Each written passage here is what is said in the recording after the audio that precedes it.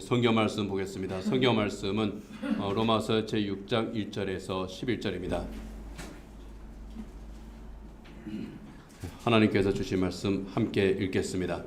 그러면 우리가 무엇이라고 말을 해야 하겠습니까? 은혜를 다하게 하려고 여전히 죄 가운데 머물러 있어야 하겠습니까? 그럴 수 없습니다. 우리는 죄에는 죽은 사람인데 어떻게 죄 가운데서 그대로 살 수 있겠습니까? 세례를 받아 그리스도 예수와 하나가 된 우리는 모두 세례를 받을 때에 그와 함께 죽었다는 것을 여러분은 알지 못합니까? 그러므로 우리는 세례를 통하여 그의 죽으심과 연합함으로써 그와 함께 묻혔던 것입니다. 그것은 그리스도께서 아버지의 영광으로 말미암아 죽은 사람들 가운데서 살아나신 것과 같이 우리도 또한 새 생명 안에서 살아가기 위함입니다. 우리가 그의 죽으심과 같은 죽음을 죽어서 그와 연합하는 사람이 되었으면 우리는 부활에 있어서도 또한 그와 연합하는 사람이 될 것입니다. 우리의 옛사람이 그리스도와 함께 십자가에 달려 죽은 것은 죄의 몸을 멸하여서 우리가 다시는 죄의 노예가 되지 않게 하려는 것임을 우리는 압니다. 죽은 사람은 이미 죄의 세력에서 해방되었습니다. 우리가 그리스도와 함께 죽었으면 그와 함께 우리도 또한 살아날 것임을 믿습니다. 우리가 알기로 그리스도께서는 죽은 사람들 가운데서 살아나셔서 다시는 죽지 않으시며 다시는 죽음이 그를 지배하지 못합니다. 그리스도께서 죽으신 죽음은 죄에 대해서 단번에 죽으신 것이요 그분이 사시는 삶은 하나님을 위하여 사시는 것입니다. 이와 같이 여러분도 죄에 대하여는 죽은 사람이요 하나님을 위해서는 그리스도 예수 안에서 살고 있는 사람이라는 것을 알아야 합니다. 아멘.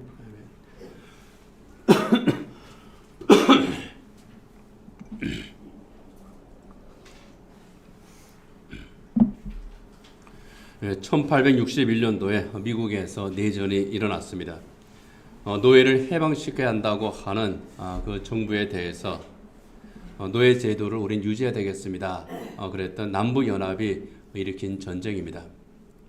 약 4년 동안 이어진 이 전쟁을 남북전쟁이라고 부릅니다. 이 전쟁은 북부연합이 승리함으로써 인류 역사상 가장 위대한 사건 가운데 하나라고 할 수 있는 노예 해방이 이루어졌습니다. 이 전쟁의 주역이 링컨 대통령이죠. 링컨 대통령이 아니었으면 이 전쟁을 승리할 수 없었을 겁니다.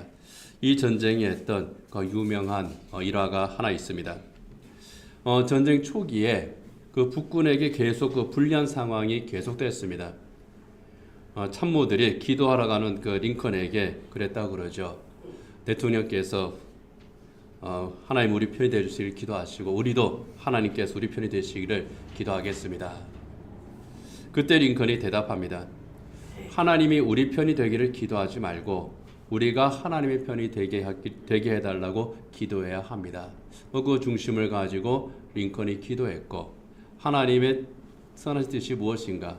무엇이 정의인가? 이것에 대해서 고민하는 가운데에 치러진 전쟁, 이 북군이 이겼습니다. 링컨의 북부연합군은 노예 해방을 지지하는 그 연합군이었을 뿐만이 아니라 하나님과 연합한 연합군이었던 셈입니다. 남북전쟁의 목적이 무엇인지 그리고 그 이해가 하나님의 뜻과 같은 것인지 아닌 것인지 이것을 생각하는 가운데에 기도를 했다는 겁니다. 그리고 이것은 하나님의 뜻에 맞는 일이다. 하나님께서 원하시는 것이다. 그 확신이 있었기 때문에 끝까지 싸웠고 아침내 승리할 수 있었던 겁니다. 하나님과 연합한 사람 링컨의 승리, 남북전쟁의 승리를 그렇게 정의해도 틀리지 않을 겁니다. 누구와 연합하느냐? 사람들은 이런저런 연합 가운데 모두 다 살고 있습니다. 연합이라고 하는 말뜻 자체가 어떤 목적이나 이해가 같은 사람들이 관계를 가지는 것, 관계를 가지고 함께하는 것, 이것을 우리는 연합이라고 합니다. 우리의 친구의 관계도 연합이죠. 그리고 우리 그 청소년들이 열심히 하고 있는 게임, 그 게임에서 만난 그 사람들을 길드라고 그럽니다. 그것도 연합입니다. 그리고 정치인의 정당, 이것도 연합이죠. 나라와 나라 사이의 연합도 있습니다. 유엔이 가장 대표적이죠. 전 세계 국가들의 연합입니다. EU는 유럽에 있는 나라들의 연합이고요. 아세안은 동북아를 제외한 동남아와 그쪽 아시아 쪽에 있는 나라들의 연합이 또 아세안입니다. 이런 식으로 사람들은 또는 단체들은 또 국가들은 연합들을 가지고 있습니다. 이 연합이 어떤 연합이냐, 좋은 연합이냐, 나쁜 연합이냐, 이로운 연합이냐 아니냐, 그것에 따라서 연합에 들기도 하고 또 나가기도 하고 그렇겠죠. 사도 바울은 오늘 성경에서 그리스도인들도 연합이 있다고 말합니다. 그 연합은 예수님과의 연합입니다. 오늘 본문 5절 같이 한번 읽겠습니다. 우리가 그의 죽으심과 같은 죽음을 죽어서 그와 연합하는 사람이 되었으면 우리는 부활에 있어서도 또한 그와 연합하는 사람이 될 것입니다. 이 연합하는 사람이라고 하는 그 뜻을 가진 헬라어는요, 쉴비토이라고 하는 말인데요. 성경에 딱 두 군데 나옵니다. 오늘 본문하고 누가복음에 나옵니다. 이 원문을 직역을 하면은 함께 자란다 그런 뜻을 가지고 있는데요. 동화되었다 그런 뜻입니다. 영향을 받고 그와 동화되었다. 그래서 예수님과 연합하는 사람이라고 하는 것은 예수님에게 동화된 사람, 곧 예수님과 관계를 맺고 사는 사람, 그런 뜻입니다. 그리스도인은 예수님과 연합한 사람이라, 그와 연합한 사람이라, 예수님의 십자가와 예수님의 부활에 연합하여 그 영향을 받고 사는 사람, 그들이 바로 그리스도인이라고 하는 겁니다. 죄에 대해서 죽으신 예수님, 그 예수님과 우리가 연합했으니 우리는 어때야 됩니까? 우리도 죄에 대해서 죽어야 됩니다. 예수님께서 부활하셨으니 우리 또한 부활하신 예수님과 연합한 겁니다. 그것이 그리스도인에 대한 오늘 본문의 정의입니다. 예수 안에서 죄에 대해서 죽고 예수 안에서 새 생명으로 산 사람들, 바로 그들이 그리스도인이니 이 정체성을 잊지 말고 살아야 한다고 하는 것이 오늘 본문의 뜻입니다. 여러분, 예수님께서 십자가에서 하신 일, 그것은 바로 우리의 모든 죄를 대속하는 겁니다. 죄를 대속한다고 할 때에 이 대속의 의미는 뭐냐고 하면은요, 그 죄에 대한 대가를 치렀다, 죄에 대한 책임을 지셨다 그런 뜻입니다. 우리의 죄를 없애버린다는 게 아니에요. 우리의 죄는 여전히 존재합니다. 내가 지은 죄 없어지지 않습니다. 그러나 이 죄의 대가를 예수님께 대신 치러주심으로 우리가 죄에 대한 대가를 하나님 앞에서 안 치러도 된다는 겁니다. 그와 동시에 하나님께서는 그 죄를 하나님의 죄의 목록에서 지워버리신다는 거예요. 이게 대속의 의미입니다. 따라서 우리는 우리가 지은 죄 자체가 없어지는 그런 것이 아니라고 하는 것을 알아야 됩니다.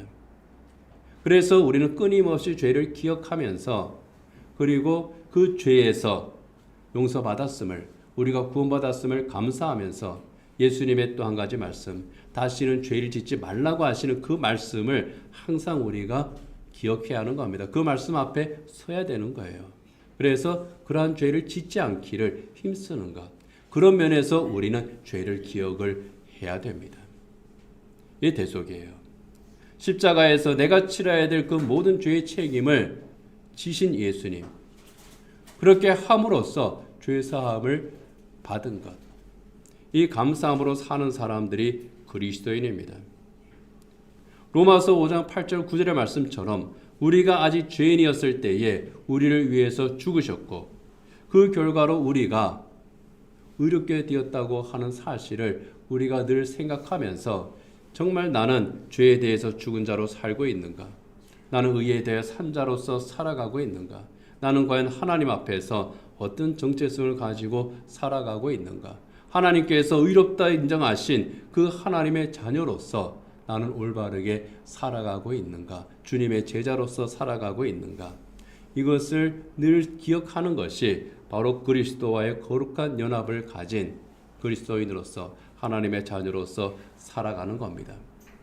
그런 면에서 우리는 오늘 본문을 시작하는 로마서 6장 1절의 질문을 생각해야 될 줄 압니다. 같이 한번 읽어보겠습니다. 그러면 우리가 무엇이라고 말을 해야 하겠습니까? 은혜를 더하게 하려고 여전히 죄 가운데 머물러 있어야 하겠습니까? 은혜를 더하게 하려고 여전히 죄 가운데 머물러 있어야 하겠습니까? 하는 이 질문은요, 바로 앞장 로마서 5장 20절의 말씀과 이어지는 그런 말씀입니다. 죄가 많은 곳에 은혜가 더욱 넘치게 되었다 하는 말씀이 로마서 5장 20절 말씀이거든요. 죄가 많은 곳에 은혜가 더욱 넘치게 되었다. 그것은 지은 죄가 많음에도 불구하고 정말 내가 생각하니 엄청난 죄가 내 안에 많이 있음에도 불구하고 그 모든 죄를 용서하시는 하나님의 은혜가 더 크더라, 더 넘쳤다고 하는 그런 고백적인 선언입니다. 아무리 많은 죄가 있다고 할지라도 그 큰 허물에도 불구하고 하나님께서는 나를 용서하시더라 하는 그 고백입니다. 그런데 정말 죄에 매여서 죽을 이 어리석은 인생, 이 죄임에도 불구하고 끝까지 포기하지 않고 불러주신 하나님에 대한 신앙 고백이 바로 그 죄가 있는 곳, 죄가 많은 곳에 은혜가 더욱 넘쳤다고 하는 이 고백인데, 하나님은 그런 분이시니까, 언제든지 용서하시는 분이시니까, 나는 구원을 받은 사람이니까, 그러면 계속 죄를 지어도 되지 않는가? 그런 죄의 불감증에 대한 그런 말입니다. 용서해 주시니 뭐 죄를 또 지어도 상관이 없지 뭐. 바울은 거기에 대해서 질문하는 겁니다. 그러면 용서해 준다고 하시니 다시 죄를 짓는 것이 과연 옳으냐? 이 질문에 무엇이라고 말을 해야 하겠습니까? 하고 로마에 있는 그리스도인들에게 질문을 하는 것이고, 또한 오늘 우리에게 하는 질문이기도 합니다. 저는 그 2달에 한 번씩 내과에 가서 정기검진을 받습니다. 당뇨와 혈압을 가서 이제 체크하고 또 이제 약을 타서 오죠. 3개월에 한 번씩은 또 혈액 검사를 통해서 또 당화혈색소를 잽니다. 제가 다른 거는 속일 수 있어도 그거는 못 속입니다. 의사가 그 수치 딱 보고 생활 잘하셨네요. 아니면 좀 문제가 있네요. 이제 그 수치가 딱 나오기 때문에 그냥 검사 결과 보러 가는 날에는요, 제가 아예 딱 엎드려서 갑니다. 그래서 의사 만나자마자 아이고 잘못했습니다. 사실 이 당뇨병이라고 하는 것은요, 많은 사람들이 걸렸고 앞으로 뭐 전 국민의 50%는 당뇨병 환자가 될 것이다 하는 그런 얘기도 있지만, 이게 완치가 어려운 병은 맞긴 맞아요. 그리고 면역력이 점점 떨어지면서 이렇게 이제 다른 합병증으로 또 힘들게 하는 것도 맞습니다. 그런데 의사 말을 듣고 또 제가 이렇게 또 한번 공부해 보면은요, 이게 다스리기만 하면은 충분히 관리가 가능한 그런 병이 또 당뇨병입니다. 그래서 참 제가 반성을 많이 해요. 단 거 덜 먹으면 돼요. 짠 거 이것도 덜 먹으면 돼요. 국물 있는 거 피하면 돼요. 기름진 음식 이거 절제하면 됩니다. 탄수화물로 된 간식, 초콜릿 같은 거 안 먹으면 돼요. 그리고 정기적으로 운동하면 돼요. 어려운 거 하나도 없어요. 예? 채소 먹으면 되고요. 단백질로 된 고기 먹으면 되고요. 그것도 많이 먹을 필요가 없습니다. 그래서 요번에 이제 가니까 의사가 이제 제 얼굴을 이렇게 보면서 식단을 짤 때요, 고기 50%, 채소 50%, 채소 25%, 그리고 탄수화물 25%, 그렇게 해서 잡수시면 됩니다. 얼마나 간단합니까? 계란하고 상추하고 밥만 먹으면 돼요. 그리고 운동하면 돼요. 스트레스 안 받고. 참 간단해요.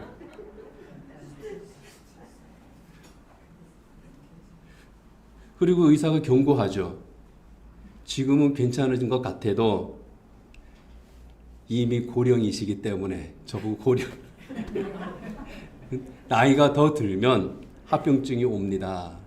그러니 조심해야 합니다. 약으로 조절하는 것은 한계가 있습니다. 그러면 제가 뭐라 그럽니까? 그렇게 하겠습니다. 그러면서 의사와 약속을 지키는 것은 딱 하나입니다. 약 먹는 거. 맛있는 음식이 있으면은 먹고 싶어요. 그리고 어떤 때는 감시하는 눈을 피해서 몰래 먹습니다. 그리고 그 다음날 아침에 혈당 재보면은 피는 속이지 않습니다. 딱 제가 걱정한 만큼 숫자가 딱 올라가 있어요. 근데 가끔 가다가요, 그렇게 안 올라갈 때 있어요. 그러면은 괜히 혼자서 내가 어제 뭐 좀 한 게 있나? 뭐 그렇게 착각하기도 합니다. 누가 운동하느냐고 이제 물으면은 저는 좀 하려고 했는데 최근에 저를 보니까 별로 운동을 안 해요. 딱 두 가지 운동합니다. 숨쉬기 운동하고 저작 운동. 저작 운동 뭔지 아시죠? 씹는 거. 다른 운동도 해야 되는데, 자, 간단해요. 그리고 의사가 저한테 하는 말도 늘 똑같습니다. 그런데 제 현실은 어떻습니까? 앞에서는 네 하고 나와서는 지키려고 노력을 하는 것 같은데 안 지킬 때가 더 많아집니다. 죄가 그래요. 죄가 무엇인지 알면은요, 죄 안 지을 것 같아요. 자, 저도 당뇨병을 이제 앓게 되니까 당뇨가 뭔지에 대해서는 뭐 거의 반의사처럼 압니다. 옛날에 지금 저는 이제 통풍은 이제 거의 뭐 괜찮습니다. 처음 통풍을 알았을 때 통풍에 대해서도 거의 뭐 반의사입니다. 내 병을 걸리게 되면은 거기에 대해서 잘 알게 돼요. 안다고 해서 안 걸립니까? 죄에 대해서 그 죄가 무엇인지 안다고 해서 죄를 안 짓습니까? 몰라서 죄를 짓게 되는 사람도 있지만은 교도소에 있는 분들 면담을 하면은 대부분이 알고 죄를 지은 사람들입니다. 그리고 교도소까지 가는 죄는 아니더라도 우리가 일상 속에서 짓고 있는 그런 그 죄들, 또 부끄러운 그런 일들, 실수들, 이런 것들을 보면은요, 어떻습니까? 알고 있는 것들이 참 많습니다. 하나님께서 가인에게 말씀하신 것처럼 그냥 문 앞에 그 죄가 도사리고 있는 거예요. 뱀이 또아리를 틀고 탁 대기하고 있는 것처럼 이 죄성이라고 하는 것이 항상 우리를 유혹하고 흔드는 겁니다. 그래서 죄라는 것을 알면서도 또 이거는 하지 말아야 된다는 것을 알면서도 그 유혹에 흔들리고 넘어가곤 하는 것이 인간의 약함입니다. 사도 바울이 그 유혹과 흔들림에 대해서 이렇게 고백을 합니다. 로마서 7장 23절입니다. 같이 한번 읽겠습니다.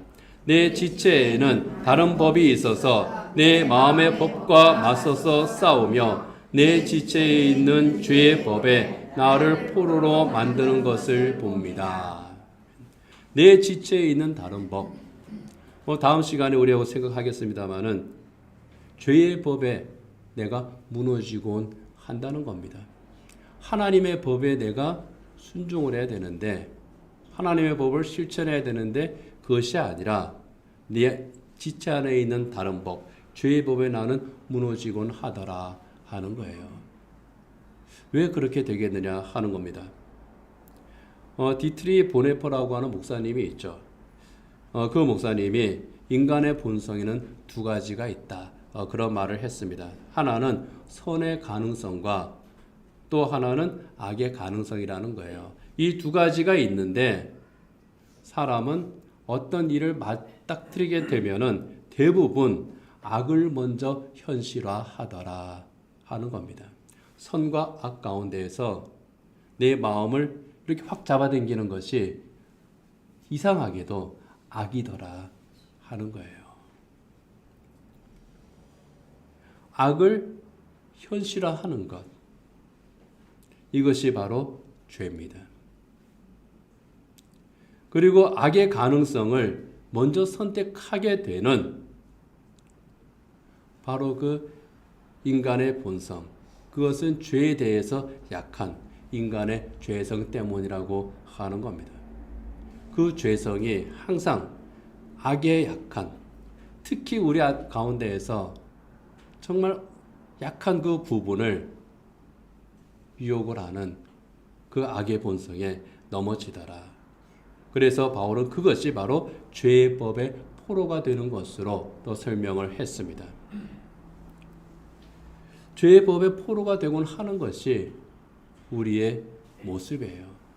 죄된 습관의 포로가 되는 것. 정말 도박에 빠지는 사람들 99.9%는요. 그 도박에서 벗어나고 싶어 해요. 그런데 벗어나지 못해요. 죄의 법에 포로가 되는 겁니다. 포로에서 벗어나지 못하고 있는 겁니다. 노예가 되어 있는 거죠. 그런데 하나님께서는 그럼에도 불구하고 늘 용서하시더라 하는 겁니다. 70번씩 7번이라도 용서하고 또 용서하시는 하나님. 자비와 은혜가 넘치는 그 하나님의 사랑이 늘 품어주시더라고 하는 겁니다. 구원을 선물로 주시니 하나님, 결코 끊을 수 없는 사랑의 하나님이시기 때문에 때로는 하나님께 불순종하고 하나님을 거부하고 하나님을 모른다고 할지라도 그럼에도 불구하고 한번 택한 하나님의 자녀를 결코 포기하지 않으시는 하나님이시기 때문입니다. 사탄이 아무리 참수한다고 할지라도 결코 포기하지 않으시는 이 하나님의 사랑이 우리와 함께 하시기 때문에 죄가 있는 곳에 은혜가 항상 더 넘치는 겁니다. 그래서 이 은혜를 아는 사람, 이 바울이 우리에게 묻고 있는 거예요. 여러분, 은혜를 더하게 하려고 여전히 죄 가운데 머물러 있어야 하겠습니까? 그 습관 가운데 있어야 되겠습니까? 그 영역 가운데 있어야 되겠습니까? 그 유혹에 항상 넘어져야 되겠습니까? 그렇게 묻고 있는 겁니다. 우리는 어떻게 대답해야 되겠습니까?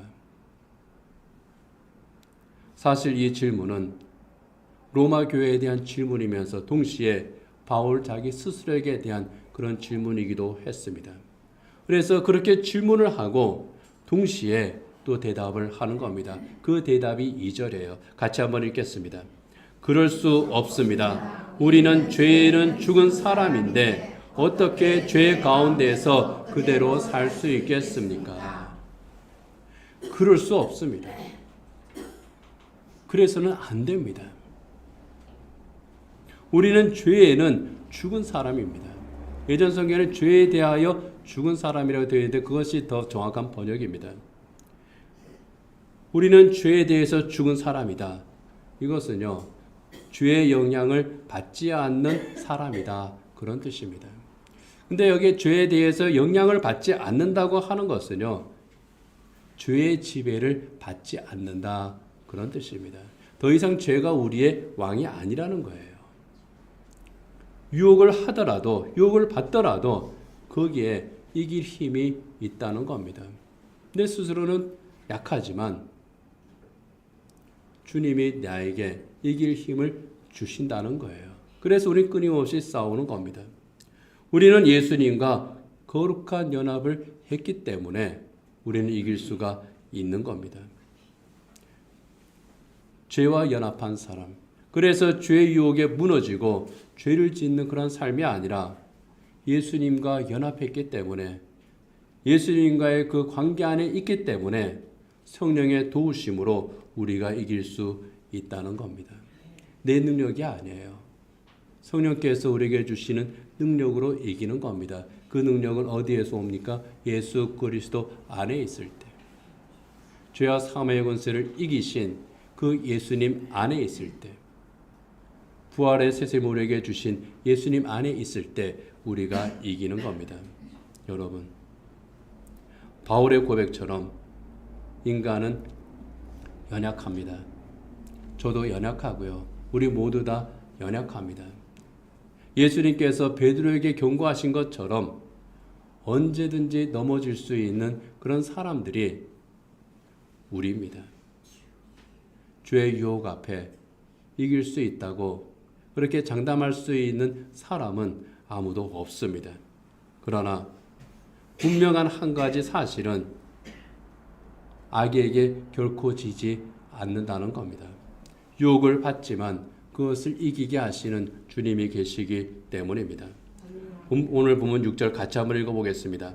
우리의 옛사람이 그리스도와 함께 십자가에 달려 죽은 것은 죄의 몸을 멸하여서 우리가 다시는 죄의 노예가 되지 않게 하려는 것임을 우리는 압니다. 다시는 죄의 노예가 되지 않게 하시기 위해서 예수님께서 십자가에서 죽으셨고 예수님께 십자가에서 죽으심으로 말미암아 우리 죄의 몸을 멸하셨다는 겁니다. 이 죄의 몸을 멸하셨다고 하는 것은요, 죄와의 관계를 끊으셨다는 거예요. 주님께서 끊어버리신 겁니다. 죄로부터 자유케 하신 거예요. 죄로부터 자유케 하셨다고 하는 것은 죄와 싸워서 이길 수 있게 하셨다는 겁니다. 그 능력이 우리에게 있다는 거예요. 그래서 죄에게 굴복하지 말고 죄와 싸워서 이기라고 성경이 우리에게 말씀을 하고 있고 우리는 그 말씀에 의지해서 늘 죄와 싸우고 그리스도와 연합한 자로서 승리의 삶을 살아갈 수가 있는 겁니다. 그래서 오늘 본문 3절과 4절에서 이렇게 말씀을 합니다. 같이 한번 읽겠습니다. 세례를 받아 그리스도 예수와 하나가 된 우리는 모두 세례를 받을 때에 그와 함께 죽었다는 것을 여러분은 알지 못합니까? 그러므로 우리는 세례를 통하여 그의 죽으심과 연합함으로써 그와 함께 묻혔던 것입니다. 그것은 그리스도께서 아버지의 영광으로 말미암아 죽은 사람들 안에서 살아나신 것 같이 우리도 또한 새 생명 안에서 살아가기 위함입니다. 한마디로 말하면은 예수님과 함께 죽고 예수님과 함께 산 사람들, 예수님과 함께 죄에 대하여 죽고 하나님의 의에 대하여 살아난 사람들, 그들이 그리스도인이라고 하는 겁니다. 우리는 죄와 싸워 이기신 예수님과 연합했습니다. 그 연합이 우리에게 있습니다. 이것을 우리가 올바르게 알고 있다면 우리는 죄에게 지는 사람이 될 수가 없습니다. 예수님께서 죄로부터 자유케 하셨으니 나는 이 죄에 매여 죄에 지는 자가 아니라 이 죄와 늘 싸우는 자요 그리고 이 죄를 이기는 자다. 이 신앙 고백이 바울의 신앙 고백이고 또한 우리의 신앙 고백입니다. 그래서 죄의 종이 되어서 죄에게 지는 사람이 아니라 그리스도 안에서 죄를 이기는 사람, 날마다 죄에 대해서 죽고 주님에 대해서 살아가는 사람으로 사는 것이 바로 그리스도인이라 하는 겁니다. 이제 말씀을 맺도록 하겠습니다. 어떤 두 사람이 서로 마주 앉아서 대화를 나누고 있었습니다. 한 사람이 이런 시를 읊었습니다. 이런들 어떠하며 저런들 어떠하리 만수산 드렁치기 얽혀진들 어떠하리 우리도 이같이 얽혀져 100년까지 누리리라. 맞은편에 앉아있던 사람이 답시로 이렇게 화답을 합니다. 이 몸이 죽어 100번 고쳐 죽어 백골이 진토되어 넋이라도 있고 없고 님 향한 일편단심이야 가실 줄이 있으랴. 이 두 사람이 누군지는 잘 아실 겁니다. 한 사람은 조선을 건국한 태조 이성계의 아들 이방원입니다. 그리고 또 한 사람은 고려의 마지막 충신 정몽주입니다. 이방원이 정몽주를 찾아와서 우리와 함께 하자. 이제 고려를 무너뜨리고 새 나라를 우리가 세우려고 하는데 우리와 연합해서 고려를 무너뜨리는 이 혁명에 당신도 연합해서 동참해 달라. 이렇게 구원한 겁니다. 이 하여가라고 하는 시조죠. 이 시조에 대해서 이제 정몽주가 대답하는 겁니다. 내가 100번 다시 죽는다고 해도 당신들과 연합하지는 않겠습니다. 나는 고려에 충성하겠습니다. 참 멋있는 사람들 같아요. 이방원이 참 무시무시한 사람이긴 한데 그래도 만나가지고 당신 우리 혁명에 함께 해야 돼. 이 썩어 빠진 고려를 무너뜨리는 것에 당신 같은 사람도 참여해야지. 참여 안 하면 당신 죽어. 이렇게 협박하지 않고 시조로 이런들 어떠하며 저런들 어떠하리 다 권유하고 또 거기에 대해서 이 몸이 죽어 100번 고쳐 죽어 그러면서 또 답을 하는 것을 보면은 참 품격이 있는 그런 사람들입니다. 국회가 개원할 때마다 최악의 국회라 그러는데 최악의 밑바닥까지는 안 간 것 같아요. 다음번 국회는 더 최악일 수도 있지 않겠나 싶을 정도로 항상 그런데 우리 국회의원님들이 좀 배웠으면 좋겠어요. 서로 욕하고 모욕하고 막 그냥 폭력 너무 저질적인 그런 모습들을 보게 되는데 좀 이런 것을 좀 배웠으면 좋지 않겠나 싶습니다. 어쨌든 우리와 연합해 주십시오 하는 그런 요청에 아닙니다. 나는 당신들과 연합할 수 없습니다. 이렇게 그 거절한 정몽주의 답시, 단심가 사실 그것은 목숨을 건 거절이었습니다. 연합을 거절한 대가는 죽음이었어요. 이방원의 혁명군에 의해서 정몽주가 목숨을 잃고 맙니다. 그러나 역사는 정몽주를 어떻게 기록합니까? 불의에 연합하지 않고 의를 선택한 사람, 고려의 마지막 충신, 진정한 충신이다. 지조를 지킨 사람이다. 그렇게 역사에 그 이름을 남겼습니다. 정몽주는 어떤 사람인가, 누구인가 했을 때에 악에게 연합하지 않고 의를 선택한 사람. 오늘 성경이 비슷한 질문을 우리에게 합니다. 당신은 누구입니까? 예수님의 십자가 은혜로 죄로부터 구원받은 하나님의 자녀입니까? 그렇다면 여전히 죄와 연합하여 죄에 굴복하는 옛사람으로 살려고 하십니까? 아니면 예수님과 연합하여 죄를 이기는 하나님의 새 사람으로 살려고 하십니까? 오늘 성경 말씀이 우리에게 던지는 질문이 바로 이 질문입니다. 여기에 대해 우리는 어떻게 대답을 해야 되겠습니까? 그리고 그 대답대로 살려고 할 때에 무엇이 우리에게 있기 때문에 또 그렇게 살 수가 있겠습니까? 이 사도 바울처럼 그럴 수 없습니다. 나는 그리스도와 연합한 사람이기 때문입니다. 이렇게 대답할 수 있는 이 신앙 고백이 있는 그리스도인으로 살아가는 저와 여러분이 되기를 원합니다. 반주 잠깐 해주시고요. 오늘 하나님께서 우리에게 허락하신 말씀을 생각하면서 잠시 기도하시기 바랍니다. 내가 자주 넘어지게 되는 악의 유혹은 어떤 것인지, 또 어떤 죄 가운데 자꾸 내가 머무르는지 우리가 그것을 생각해야 되겠습니다. 나는 누구와 연합하고 사는 사람인지 또 생각해야 되겠습니다. 죄에 연합해서 죄악된 습관에 매인 사람이 아니라 예수님과 연합해서 의롭고 복된 거룩한 습관으로 사는 사람이 되기를, 죄의 유혹에 지지 않는 사람이 되기를, 예수님과 동행하는 삶을 살면서 죄를 이기고 죄의 열매가 아닌 의의 열매가 맺는 사는 그리스도인이 되기를 이 시간 주님 앞에 함께 기도하시기 바랍니다.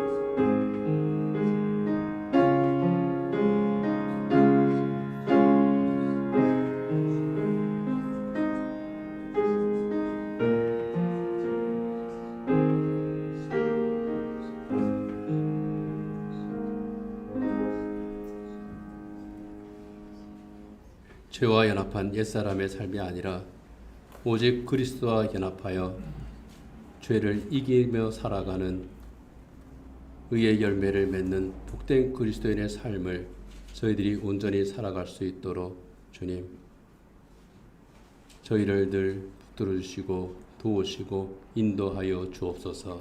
예수님 이름으로 기도드립니다. 아멘.